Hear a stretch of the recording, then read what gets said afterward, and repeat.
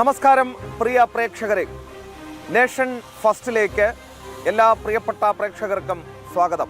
ഞാൻ എസ് ശ്രീകാന്ത്. ദേശീയ തലത്തിലെ പ്രധാനപ്പെട്ട വാർത്തകൾ കോർത്തിണക്കിക്കൊണ്ടുള്ള പ്രത്യേക പരിപാടിയാണ് നേഷൻ ഫസ്റ്റ്. അപ്പോൾ ഇന്നും പ്രധാനപ്പെട്ട ഒട്ടനേകം വാർത്തകളുണ്ട്. അതിലേക്ക് ഓരോന്നായി നമുക്ക് പോകാം. രാജ്യത്താകമാനം കനത്ത മഴയും അതോടൊപ്പം തന്നെ പ്രളയ ഭീതിയും നിലനിൽക്കുന്നു എന്നതാണ് വാർത്ത. ഇന്ന് ഡൽഹിയിൽ രാജ്യതലസ്ഥാനത്തും അതിശക്തമായ മഴയാണ് രാവിലെ ഉണ്ടായത്. ഇന്നലെയും ചെറിയ മഴ പെയ്തിരുന്നു. അപ്പോൾ ആ വാർത്തയിൽ നിന്ന് തന്നെ തുടങ്ങാം.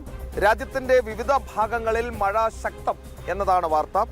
മഹാരാഷ്ട്ര, വടക്ക് കിഴക്കൻ സംസ്ഥാനങ്ങൾ, ഉത്തരേന്ത്യയിലെ വിവിധ സംസ്ഥാനങ്ങൾ എന്നിവിടങ്ങളിലൊക്കെ മഴ ശക്തമായി തുടരുന്നു. രാജ്യ തലസ്ഥാനത്ത് പലയിടങ്ങളിലും കനത്ത മഴ പെയ്തു എന്നതാണ് വാർത്ത. ഹിമാചൽ പ്രദേശ്, ജമ്മു കശ്മീർ, ഉത്തരാഖണ്ഡ് എന്നിവിടങ്ങളിലും കനത്ത മഴ കണക്കിലെടുത്ത് സർക്കാർ ജാഗ്രത പാലിക്കുന്നു എന്നതാണ് വാർത്ത. ഹരിയാനയിലെ ഗുരുഗ്രാമിൽ കനത്ത മഴയെ തുടർന്ന് കോർപ്പറേറ്റ് കമ്പനികളിലെ അടക്കം ജീവനക്കാർക്ക് വർക്ക് ഫ്രം ഹോം നൽകാൻ സർക്കാരിന്റെ ഭാഗത്തുനിന്നും നിർദ്ദേശം വന്നിട്ടുണ്ട്. ഗുരുഗ്രാമിൽ കനത്ത മഴ കാരണം നഗരത്തിലെ പ്രധാന റോഡുകളിലും കവലകളിലും വെള്ളക്കെട്ടും ഗതാഗത കുരുക്കും രാവിലെ മുതൽ തന്നെ ഉണ്ട്. പൗരന്മാരുടെ സുരക്ഷ കണക്കിലെടുത്ത് എല്ലാ പ്രാദേശിക ഭരണകൂടങ്ങളും അടിയന്തരമായി തന്നെ ഇടപെടൽ നടത്തുകയാണ്. രാജസ്ഥാനിലൊക്കെ കനത്ത മഴയും വെള്ളക്കെട്ടുമാണ് എന്ന വാർത്ത കൂടി ഇപ്പോൾ പുറത്തു വരുന്നു. അതായത് കേരളത്തിൽ മാത്രമല്ല, രാജ്യത്തിൻ്റെ പല ഭാഗങ്ങളിലും കനത്ത മഴ പെയ്യുന്നു. കഴിഞ്ഞ ദിവസം ചൈനയിൽ നിന്നടക്കം വന്ന ഒരു വാർത്ത, അവിടെ ഒരു അണക്കെട്ട് പോലും പൊട്ടി വലിയ അത്യാഹിതം സംഭവിച്ചു എന്നുള്ളതാണ്. അപ്പോൾ മഴ ശക്തമായി തുടരുന്ന പശ്ചാത്തലത്തിൽ ജാഗ്രത സ്വീകരിക്കുക, അനാവശ്യ യാത്രകൾ ഒഴിവാക്കുക. വിമാനയാത്രകളും അതോടൊപ്പം ട്രെയിൻ യാത്രകളും ഒക്കെ പല സ്ഥലങ്ങളിലും മുടങ്ങാനുള്ള സാധ്യതയാണ് കാണുന്നത്. അത് മുൻകൂറായി പരിശോധിച്ച് യാത്ര തുടരണമെന്ന് അഭ്യർത്ഥിക്കുകയാണ്. അപ്പോൾ മറ്റ് വാർത്തകളിലേക്ക് പോകുന്നു. രാജ്യത്തെ സാധാരണക്കാർക്ക് ആശ്വാസമായി പെട്രോൾ ഡീസൽ വിലയിൽ കുറവ് വരാൻ പോകുന്നു എന്ന വാർത്ത പുറത്തു വരുന്നു. കഴിഞ്ഞ 1-2 ദിവസങ്ങളായി ആ വാർത്ത ചില അഭ്യൂഹങ്ങൾ കണക്കെ നിലനിന്നിരുന്നു. പക്ഷേ നമുക്കത് ഉറപ്പിച്ചതിന് ശേഷം മാത്രമേ സർക്കാരുമായി ബന്ധപ്പെട്ട ഒരു വാർത്തയായതിനാൽ, കേന്ദ്ര സർക്കാരുമായി ബന്ധപ്പെട്ട വാർത്തകളായതിനാൽ നൽകാൻ സാധിക്കുമായിരുന്നുള്ളൂ. ഇപ്പോൾ ഏറെക്കുറെ നമുക്കത് സ്ഥിരീകരിക്കാൻ സാധിക്കുന്നുണ്ട്. രാജ്യത്തെ സാധാരണക്കാർക്ക് വലിയ ആശ്വാസം പകർന്നുകൊണ്ട് പെട്രോൾ ഡീസൽ വില ഉടൻ കുറഞ്ഞേക്കും എന്നാണ് സൂചന. ഈ മാസം 20-ാം തീയതിക്ക് മുൻപായി എണ്ണക്കമ്പനികൾ വില കുറയ്ക്കുന്നതുമായി ബന്ധപ്പെട്ട നിർണായക തീരുമാനമെടുത്തേക്കും എന്ന വാർത്തയും ഇപ്പോൾ പുറത്തു വരുന്നുണ്ട്. വരാനിരിക്കുന്ന പാർലമെന്റ് സമ്മേളനത്തിന് തൊട്ടു മുൻപ് ജനങ്ങൾക്ക് അനുകൂലമായ പ്രഖ്യാപനം വരും എന്നാണ് പ്രതീക്ഷിക്കുന്നത്. അന്താരാഷ്ട്ര വിപണിയിൽ ക്രൂഡ് ഓയിൽ വിലയിലുണ്ടായ ഇടിവും ഏഷ്യൻ വിപണിക്കായി സൗദി അറേബ്യ ക്രൂഡ് ഓയിൽ വിലയിൽ വലിയ കുറവ് വരുത്തിയതുമാണ് രാജ്യത്ത് ഇന്ധന വില കുറയ്ക്കാൻ കേന്ദ്ര സർക്കാരിനെ എണ്ണക്കമ്പനികളെയും പ്രേരിപ്പിക്കുന്ന ഘടകങ്ങൾ. മുൻപ് ബാരലിന് $120 വരെ ഉയർന്നിരുന്ന ക്രൂഡ് ഓയിൽ വില $110 നിലവിൽ അത് ഏകദേശം $70 താഴ്ന്നിട്ടുണ്ട് എന്നും വാർത്ത വരുന്നു. അപ്പോൾ നേരത്തെ കുറച്ച് തുക കൂട്ടിയിരുന്നു. അത് കുറയ്ക്കാൻ എണ്ണക്കമ്പനികൾ നിർബന്ധിതരാകുകയുമാണ്. ഏറെക്കുറെ നമുക്കത് സ്ഥിരീകരിക്കാൻ സാധിച്ചിട്ടുണ്ട്. ഈ മൺസൂൺ സെഷന് തൊട്ട് മുൻപ് ജൂലൈ 21-നാണ് മൺസൂൺ സെഷൻ തുടങ്ങുന്നത്.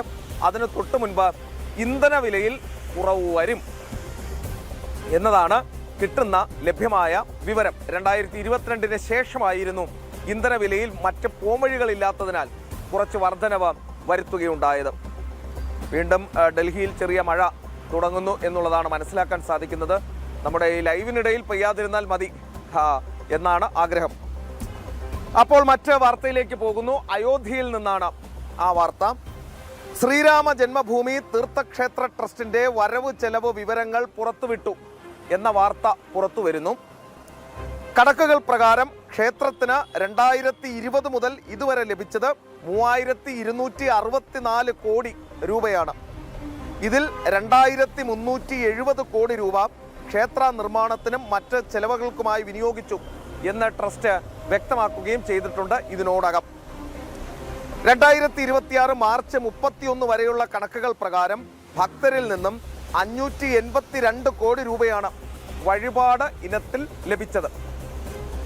ഇതിൽ 391 കോടി രൂപ ക്ഷേത്രത്തിന്റെ പ്രവർത്തന ചെലവുകൾക്കായി മാറ്റിവെച്ചെന്നും ബാക്കി തുക ബാങ്ക് അക്കൗണ്ടുകളിൽ നിക്ഷേപിച്ചെന്നും ട്രസ്റ്റ് അറിയിച്ചു.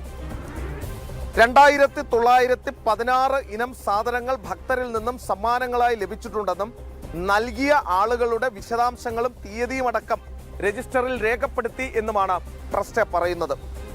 പണമോ മറ്റ് സമ്മാനങ്ങളോ നൽകിയ ഭക്തർക്ക് അയോധ്യയിലെത്തി അവരുടെ സംഭാവനകളുടെ വിനിയോഗം നേരിട്ട് പരിശോധിക്കാമെന്നും ട്രസ്റ്റ് അറിയിക്കുകയും ചെയ്യുന്നു. അപ്പോൾ അയോധ്യയിൽ അവിടുത്തെ ട്രസ്റ്റ് കട്ടുമുടിച്ചു എന്നൊക്കെ വാർത്ത നിരത്തിയ ഉത്തരേന്ത്യയിലെ ഏതാനും ചില മാധ്യമങ്ങൾ, കേരളത്തിലെ പ്രധാനപ്പെട്ട മുത്തച്ഛിപ്പത്രമടക്കമുള്ള മാധ്യമങ്ങൾ, നമ്പർ 1 മീഡിയ രംഗത്ത്, വിഷ്വൽ മീഡിയ രംഗത്ത് നമ്പർ 1 ചാനലുകൾ, ഇവരോടൊക്കെ പറയാനുള്ളത് ഇപ്പോൾ ഇതാ ട്രസ്റ്റ് കൃത്യമായി പറയുന്നു. അവർക്ക് ഈ കണക്കുകൾ പുറത്തു വിട്ടുകൊണ്ട് അവർ പറയുന്നു, ഇത്ര രൂപയാണ് ഞങ്ങളുടെ വരവ്, അത് ഇത്ര രൂപയാണ് ഞങ്ങളുടെ ചിലവ്, അത് നിങ്ങൾക്ക് ആർക്ക് വേണമെങ്കിലും എത്ര തുക വന്നിട്ടുണ്ട്, എത്ര തുക പുറത്തേക്ക് ചിലവഴിച്ചിട്ടുണ്ട്, ഈ സംഭാവനകൾ നൽകിയ ആളുകൾ സ്വർണവും വെള്ളിയും ഒക്കെ കട്ടുമുടിച്ചു എന്നാണ് ആരോപണം ഉയർത്തിയത്. അപ്പോൾ സ്വർണവും വെള്ളിയും മറ്റു കാര്യങ്ങളുമൊക്കെ നൽകിയ ആളുകൾക്ക് അയോധ്യയിൽ നേരിട്ടെത്തി ഇത് പരിശോധിച്ച് ബോധ്യപ്പെടാം എന്നാണ് ട്രസ്റ്റ് പറഞ്ഞിട്ടുള്ളത്. 1,11,000 രൂപ താൻ കൊടുത്തെന്നും അത് തിരിച്ചു വേണമെന്നും ദിഗ്വിജയ് സിംഗ് അടക്കമുള്ള കോൺഗ്രസ് നേതാക്കൾ പറഞ്ഞിരുന്നു. അതോടൊപ്പം തന്നെ കോൺഗ്രസ് പക്ഷത്തേക്ക് കൂറുമാറി ഇവിടുത്തെ ഹിന്ദു വിഭാഗങ്ങളെ പിന്നിൽ നിന്നും കുത്തുന്ന ഉദ്ധവ് താക്കറെ ഏതാണ്ട് 60 കിലോയോ 40 കിലോയോ വെള്ളി കൊടുത്തെന്നും അതിൻ്റെ കണക്ക് വേണം എന്നുമൊക്കെ പറഞ്ഞിരുന്നു. അയോധ്യയിലേക്ക് ഏറ്റവും അടുത്ത ട്രെയിൻ എപ്പോഴാണ് എന്ന് ഉദ്ധവ് താക്കറെയും ദിഗ്വിജയ് സിംഗും ഒന്ന് പരിശോധിക്കണം. അല്ലെങ്കിൽ നിങ്ങളുടെയൊക്കെ കയ്യിൽ കോടാനുകോടി രൂപ നാട്ടുകാരെ പറ്റിച്ചത് ഉണ്ടാകും എന്നറിയാം.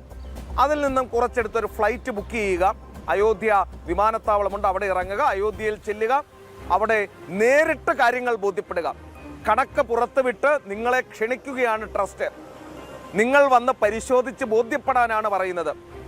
ഈ അവസരം ഉപയോഗിക്കാതെ ഇനിയും ആരോപണങ്ങളുമായി നടക്കാനാണ് ഭാവമെങ്കിൽ കൃത്യമായ പ്രതികരണം ഹിന്ദു വിഭാഗത്തിൻ്റെ ഭാഗത്തുനിന്നും ഉണ്ടാകും എന്ന കാര്യത്തിൽ സംശയം വേണ്ട. ആർക്ക് വേണമെങ്കിലും പരിശോധിക്കാം. അതായത് വഴിയിൽ കിടക്കുന്ന ഏതെങ്കിലും ആളുകൾക്കല്ല, അവിടെ സംഭാവന നൽകിയ ആളുകൾക്ക് അത് കൃത്യമായി പോയി പരിശോധിച്ച് ബോധ്യപ്പെടാം. ഇനി തിരികെ ചോദിക്കുകയാണ്, ശബരിമലയിൽ ഇതുപോലെ ഒരു വെല്ലുവിളി ഏറ്റെടുക്കാൻ, ശബരിമലയിൽ ഈ കട്ടുമുടിച്ച കാര്യങ്ങളിൽ മേൽ ഒരു പരിശോധന നടത്താൻ, ആ കണക്കുകൾ പുറത്തുവിടാൻ, ആ വെല്ലുവിളി ഏറ്റെടുക്കാൻ അവിടുത്തെ കോൺഗ്രസിൻ്റെ ഭരണകൂടം തയ്യാറുണ്ടോ, അവിടുത്തെ CPM തയ്യാറാണോ എന്നതാണ് ചോദ്യം. അപ്പോൾ സ്വാഭാവികമായും സാധാരണക്കാരുടെയൊക്കെ മനസ്സിലുണ്ടാകുന്ന സംശയവും ചോദ്യവുമാണ്. ആ വിഷയത്തിൽ കൃത്യമായ മറുപടി പ്രതീക്ഷിക്കുകയും ചെയ്യുന്നുണ്ട്. അപ്പോൾ അയോധ്യയിൽ നിന്നും നമ്മൾ പ്രിയപ്പെട്ട പ്രേക്ഷകരെ പോകുന്നത് പഞ്ചാബിലെ കോൺഗ്രസിനുള്ളിലെ പ്രശ്നങ്ങളുമായി ബന്ധപ്പെട്ട വാർത്തയാണ്. ആ വാർത്ത വളരെ വേഗം കണ്ട് തിരിച്ചു വരാം.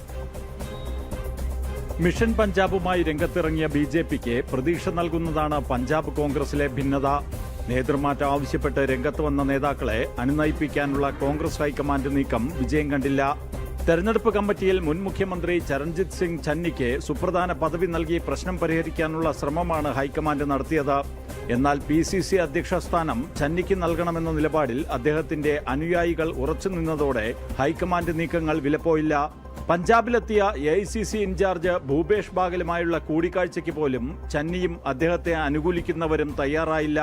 ചന്നി ഡൽഹിയിലെന്നാണ് അദ്ദേഹത്തിന്റെ അനുയായികൾ നൽകുന്ന വിവരം.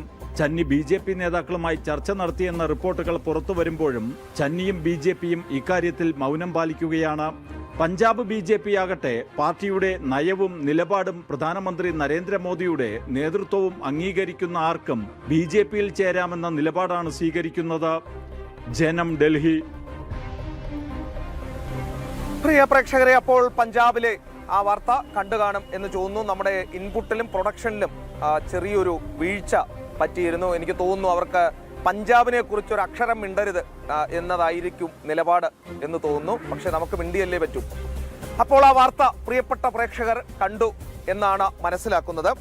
അപ്പോൾ മറ്റൊരു വാർത്തയിലേക്ക് കൂടി നമ്മൾ വളരെ വേഗം പോവുകയാണ്. അതായത് സിന്ധു നദീജല കരാർ, അതുമായി ബന്ധപ്പെട്ട് പാകിസ്ഥാന്റെ ഒരു ഭീഷണി വന്നിട്ടുണ്ട്. എല്ലാ ദിവസവും പാകിസ്ഥാൻ ഭീഷണിയുമായി രംഗത്ത് വരാറുണ്ട്. അപ്പോൾ ആ വാർത്തയാണ്, സിന്ധു നദീജല കരാർ പ്രകാരമുള്ള അവകാശപ്പെട്ട ജലം ഉറപ്പാക്കാൻ സൈനികമായ ഉൾപ്പെടെ എല്ലാവിധ നടപടികളും സ്വീകരിക്കും എന്ന് പാകിസ്ഥാൻ ഇപ്പോൾ പറഞ്ഞിരിക്കുന്നു.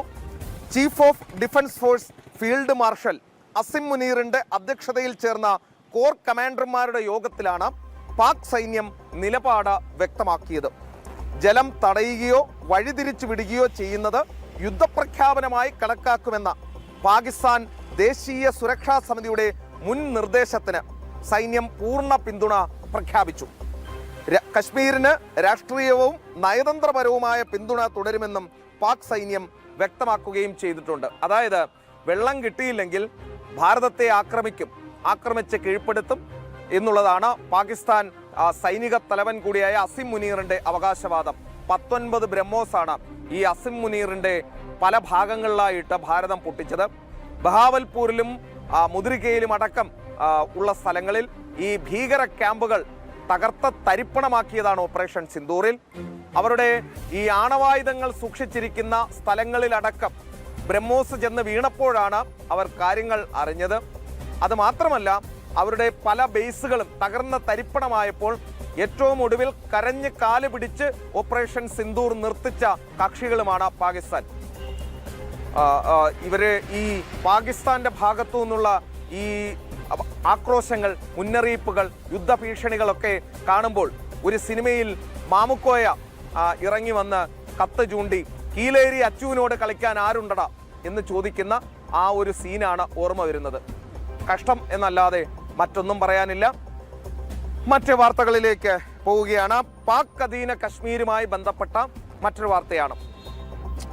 നിയന്ത്രണ രേഖ തുറന്നു തരണം എന്ന ആവശ്യവുമായി പാക് ഈ അധിനിവേശ കശ്മീരിലെ ആളുകൾ ഇപ്പോൾ ഭാരതത്തോട് ആവശ്യപ്പെട്ടിരിക്കുകയാണ്. ഭാരതത്തോടുള്ള അഭ്യർത്ഥനയുമായി രംഗത്ത് വന്നിട്ടുള്ളത് പാക് അധീന കശ്മീരിലെ ജമ്മു കശ്മീരിലെ നേതാവാണ്. ജോയിന്റ് അവാമി ആക്ഷൻ കമ്മിറ്റി നേതാവ് സർദാർ അമൻ ഖാനാണ് ഭാരതത്തോട് ഈ അഭ്യർത്ഥന നടത്തിയിട്ടുള്ളത്. ഭക്ഷണവും മരുന്നും നൽകണമെന്നും അദ്ദേഹം ഭാരതത്തോട് അഭ്യർത്ഥിക്കുന്നു. ജോയിന്റ് അവാമി ആക്ഷൻ കമ്മിറ്റിയെ പാക് ഭരണകൂടം നിരോധിച്ചതിനെ തുടർന്നുണ്ടായ പ്രക്ഷോഭം കൂടുതൽ ശക്തമാവുകയാണ് പാകിസ്ഥാനിൽ. പാക് ഭരണകൂടത്തിൽ നിന്നും സ്വാതന്ത്ര്യം വേണം എന്നതാണ് പാക് അധീന കശ്മീരിലെ ആളുകളുടെ ആവശ്യം. അപ്പോൾ നമ്മൾ അതിർത്തികളെല്ലാം അങ്ങ് തുറന്നിട്ട് കൊടുക്കണം. പാക് അധിനിവേശ കശ്മീരിലാണ് ധാരാളം ഭീകര ക്യാമ്പുകൾ പ്രവർത്തിക്കുന്നത്. അപ്പോൾ നമ്മൾ അതിർത്തിയും നിയന്ത്രണ രേഖയും ഒക്കെ തുറന്നിട്ട് കൊടുത്താൽ നിർബാധം ഇങ്ങോട്ടേക്ക് കയറി വരാം. അവർക്ക് തിന്നാനും കുടിക്കാനും ഉള്ളതൊക്കെ കിട്ടും. അതിനുശേഷം കയ്യിലിരിക്കുന്ന AK-47 ഗ്രനേഡും ഒക്കെ ഇവിടെ തന്നെ പ്രയോഗിക്കുകയും ചെയ്യാം. ഇതാണ് നമുക്ക് മനസ്സിലാക്കുന്നത്. അത് മാത്രമല്ല, ഇവർക്ക് ഈ കശ്മീരി ആളുകളുടെ ഒരു പ്രത്യേകത, അവർ പാകിസ്ഥാനൊപ്പോ അല്ലെങ്കിൽ ഭാരതത്തിനൊപ്പോ നിൽക്കാതെ സ്വതന്ത്രമായ ഒരു അസ്തിത്വം വേണം എന്ന് ആഗ്രഹിക്കുന്ന, അതിനുവേണ്ടി പ്രവർത്തിക്കുന്ന ആളുകളാണ്. പാകിസ്ഥാനെതിരെയും അവർ പ്രശ്നമുണ്ടാക്കുന്നുണ്ട്. പാകിസ്ഥാൻ അത് മുതലെടുക്കുന്നുണ്ട്. അല്ലെങ്കിൽ ഭാരതത്തിന്റെ ഭാഗത്തു നിന്നുള്ള സഹായം അവർ തേടുന്നുണ്ട്. കശ്മീരിൽ, ഭാരതത്തിന്റെ ഭാഗത്തുള്ള കശ്മീരിൽ വലിയ തോതിൽ പ്രശ്നങ്ങൾ പാകിസ്ഥാൻ പിന്തുണയോടെ അവർ ചെയ്യുന്നുണ്ട്. ഇവരുടെ ആത്യന്തികമായ ആവശ്യം ഒരു സ്വതന്ത്ര കശ്മീർ എന്നുള്ളതാണ്. ഇതിനെയൊക്കെ പാക് അധീന കശ്മീരിൽ നിന്നും ഇവിടേക്ക് വലിച്ചു കയറ്റുന്നത് വലിയ പ്രതിസന്ധിയിലേക്ക്, വലിയ പ്രശ്നത്തിലേക്ക് മാത്രമേ കൊണ്ടെത്തിക്കൂ എന്നുള്ള കാര്യം നമ്മുടെ രാജ്യം ഭരിക്കുന്നവർക്കറിയാം. അതിനാൽ അതൊന്നും നടക്കാൻ പോകുന്നില്ല. അവർക്ക് മാനുഷികമായി കിട്ടേണ്ട എല്ലാ പിന്തുണയും നൽകും എന്ന കാര്യത്തിൽ സംശയവും വേണ്ട. പ്രിയ പ്രേക്ഷകരെ, മറ്റൊരു പ്രധാനപ്പെട്ട വാർത്തയിലേക്ക് കൂടി പോവുകയാണ്. രാജ്യത്ത് ഗതാഗത രംഗത്ത് നമുക്കറിയാം സുപ്രധാനമായ മാറ്റങ്ങൾ നടന്നുകൊണ്ടിരിക്കുകയാണ്. റോഡ് ഗതാഗതം, അടിസ്ഥാന സൗകര്യ വികസനം ഒക്കെ അതിവേഗം ബഹുദൂരം മുന്നോട്ട് കുതിക്കുന്നു. ട്രെയിനുകളുടെ കാര്യമെടുത്താൽ അശ്വിനി വൈഷ്ണവിന്റെ നേതൃത്വത്തിൽ പുതിയ വന്ദേ ഭാരത് ട്രെയിനുകൾ, അമൃത് ഭാരത് എക്സ്പ്രസുകൾ, അങ്ങനെ ട്രെയിനുകളുടെ നിര ബുള്ളറ്റ് ട്രെയിനുകൾ വരെ എത്തി നിൽക്കുന്നു. ഇപ്പോൾ ഇതാ പുതിയ ഒരു വാർത്ത വരുന്നത്. രാജ്യത്തെ ഗതാഗത രംഗത്ത് വലിയ മുന്നേറ്റം കുറിച്ച് ഇന്ത്യയിലെ ആദ്യത്തെ ഹൈഡ്രജൻ പവർ ട്രെയിൻ ജൂലൈ 17 പ്രധാനമന്ത്രി നരേന്ദ്രമോദി ഫ്ലാഗ് ഓഫ് ചെയ്യും എന്നതാണ്. അപ്പോൾ ഹൈഡ്രജൻ ഇന്ധനമാക്കി ഓടുന്ന രാജ്യത്തെ ആദ്യത്തെ തീവണ്ടി ജൂലൈ 17 ഇറങ്ങാൻ പോവുകയാണ്. നിങ്ങളൊന്ന് ആലോചിച്ചു നോക്കൂ. പഴയ റെയിൽവേ സ്റ്റേഷൻ, 2014 മുൻപുള്ള ട്രെയിനുകൾ, 2014 മുൻപുള്ള റെയിൽവേ സ്റ്റേഷനുകളൊക്കെ ഒന്ന് ചിന്തിച്ചു നോക്കൂ.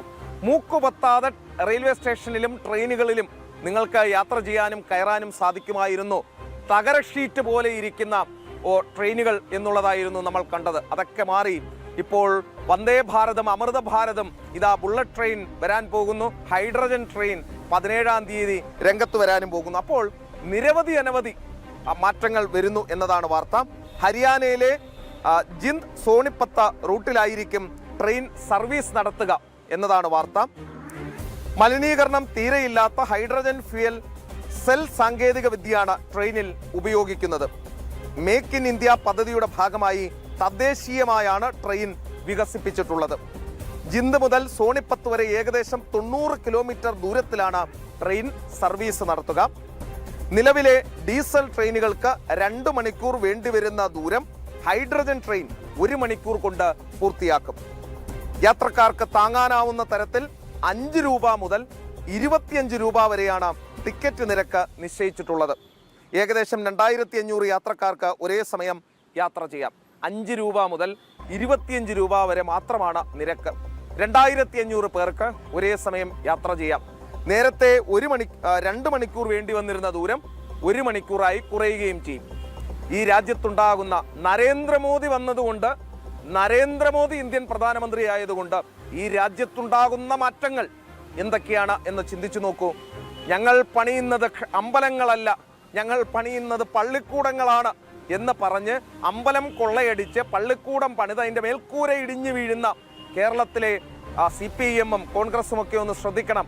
അമ്പലം പണിയുക മാത്രമല്ല നരേന്ദ്രമോദി ചെയ്യുന്നത്, ഇതുപോലെയുള്ള അടിസ്ഥാന വികസന പദ്ധതികളും അതോടൊപ്പം വികസന പ്രവർത്തനങ്ങളും ഒക്കെ തന്നെയാണ് ചെയ്യുന്നത്. അത് കേരളത്തിലെ മാധ്യമങ്ങൾ മറച്ചുവെച്ചാലും, കേരളത്തിലെ രാഷ്ട്രീയ നേതൃത്വം അത് മറച്ചുവെച്ചാലും, ജനം TV ഉള്ളിടത്തോളം, ജനം TVയിൽ ഈ നേഷൻ ഫസ്റ്റ് ഉള്ളിടത്തോളം അത് മറച്ചു വെക്കാൻ സാധിക്കില്ല എന്ന് തന്നെയാണ് ഞങ്ങൾക്ക് പറയാനുള്ളത്. പ്രിയ പ്രേക്ഷകരെ, അപ്പോൾ മറ്റൊരു വാർത്തയിലേക്ക് കൂടി പോവുകയാണ്. ഹോർമുസ് കടലിടുക്കുമായി ബന്ധപ്പെട്ട് ഒരു വാർത്തയാണ്. ഹോർമുസ് കടലിടുക്കിൽ 3 വാണിജ്യ കപ്പലുകൾക്ക് നേരെ നടന്ന ആക്രമണങ്ങൾക്ക് മറുപടിയായി ഇറാനെതിരെ അമേരിക്ക ശക്തമായ പ്രത്യാക്രമണം നടത്തി എന്നതാണ് വരുന്ന വാർത്ത.